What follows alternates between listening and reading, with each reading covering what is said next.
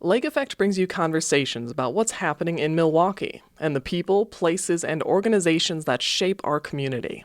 This is Lake Effect Spotlight from WUWM, Milwaukee's NPR.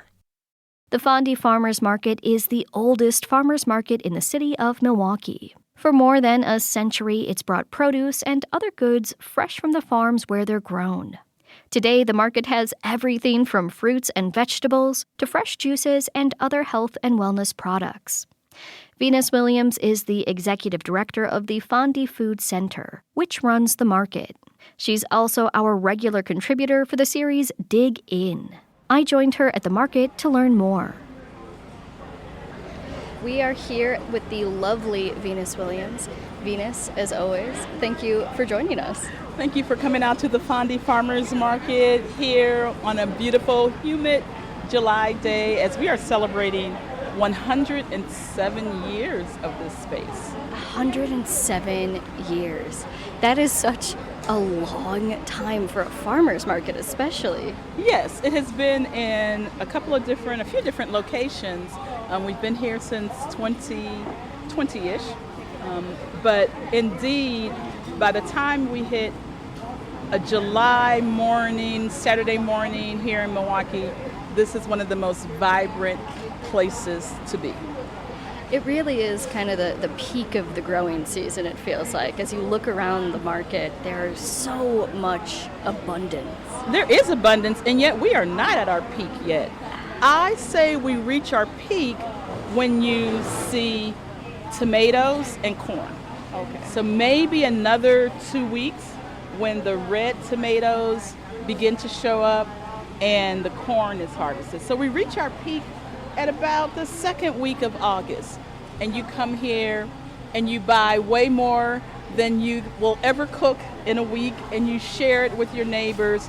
But the fresh produce just brings you so much joy. And the people, the energy, the diversity, it's just an amazing place to be. It is an incredibly diverse market. There is a lot of different produce to choose from, some that people might not be familiar with. Exactly. A lot of the Asian greens, even when I come to one of the Hmong farmers and I ask, what is this? And they're like, I don't know the name of it in English. But that's part of the beauty of everything as well.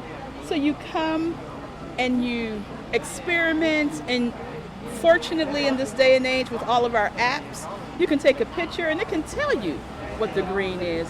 Or you can just have some fun like we did a few weeks ago after we had a guest chef who made a 5-green gumbo with greens that he didn't necessarily know what they were, and it was so good.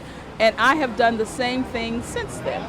So it's a place to learn, to explore, and to understand as well that for a lot of people, things that they weed, like this purslane, even at Alice's garden, we are harvesting purslane all the time.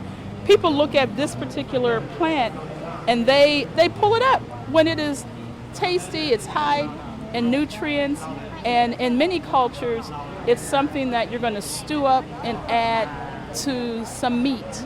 For me, I, of course, just added to some of my other greens. Last week, I did it with a stir fry with yellow squash and zucchini and onions that I got from the market. So it's also understanding that things that we discard very often, like lamb's quarter, again, something else that we pull from our gardens and from the cracks of our cement, but the abundance of creation is there for a reason. We just no longer are connected enough to plants and soil and earth to understand it. Looking at both lamb's quarters and purslane, these are things that I've seen in my garden. I'm going to guess a lot of people have seen in their gardens. And yeah, they weed them out because they think, oh, this is just something that flew in, not knowing how useful they can be. Exactly. We think if we don't plant it, that it's not beneficial because we didn't make it appear. Well, guess what? Creation is more wise and abundant than we are. So it's a gift from creation. Learn what to do with it. Very nice. What would you say are some of your favorite things about coming to the market, especially this time of year? One of the things that I like has absolutely nothing to do with food, but with language.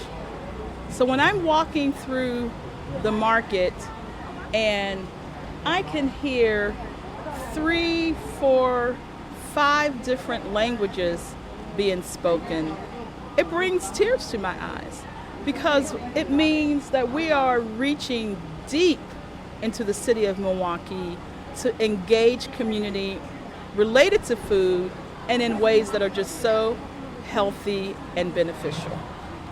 It feels like that's a real continuation, too, of Milwaukee's history. I'm sure 100 years ago the languages were different, but... Exactly. So when you look at the history of the Fondy Farmers Market, and it was German, it was Norwegian, it was Italian, and in a document that we have that talks about the shift and the history of all of that, the Great Migration was the first shift, when black folks left the South and went anywhere but South and landed in Milwaukee. That was really the first shift in the market here. And then now we have seen the Southeast Asian shift here in the city of Milwaukee, and thus the market.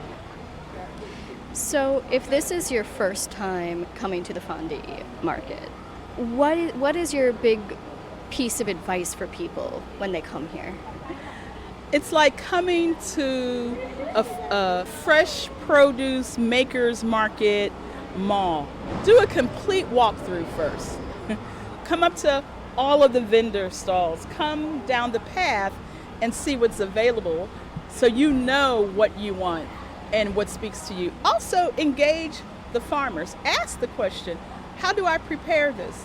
How do you cook this? What do you suggest I do with this? Whether you're talking about the fresh produce and even with the juices. We have 2 very engaging juice vendors, and the juices and the sea mosses that they blend are as healthy as the produce. So engage both Kamar and Candace and ask them about their juices. What are their benefits? When should I drink this?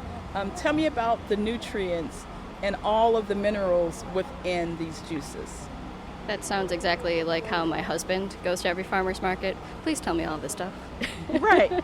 And as creators, right, as makers, as producers of these things, we love telling you about our product.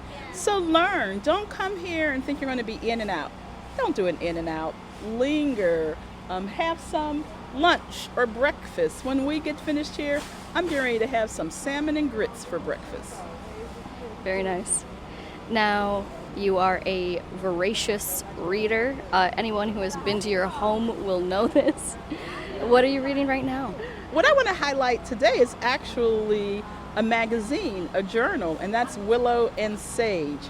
So I have pulled out all of my past copies and recent issue of Willow and Sage. Willow and Sage is herbal based. You know, it's about making soaps and creams and body oils, all of the things for our body. So I'm suggesting the quarterly journal, Willow and Sage, today. We want to keep magazines and journals going. Please pick up a copy of Willow and Sage. It delights your senses. The journal itself is such eye candy. Very nice. Well, Venus, as always, thank you for joining us, and thank you for showing us around the market. Thank you for coming out, and see you at the Fondy Farmers Market.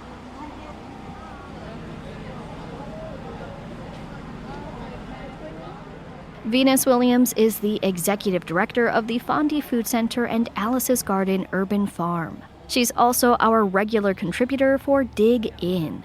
You can find more of our conversations with Venus at WUWM.com.